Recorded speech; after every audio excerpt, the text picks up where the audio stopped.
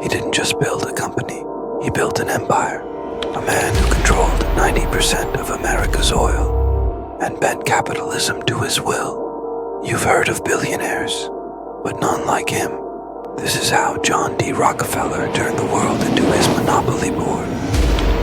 This is the extraordinary story of John D. Rockefeller. Born in 1839 to a struggling family, young Rockefeller didn't grow up in luxury. While other kids played, he worked, selling candy, raising turkeys, doing whatever it took to make money. His mother taught him the value of hard work, and his father was a con man, always hustling. John learned early. Survival meant being smarter, faster, more strategic.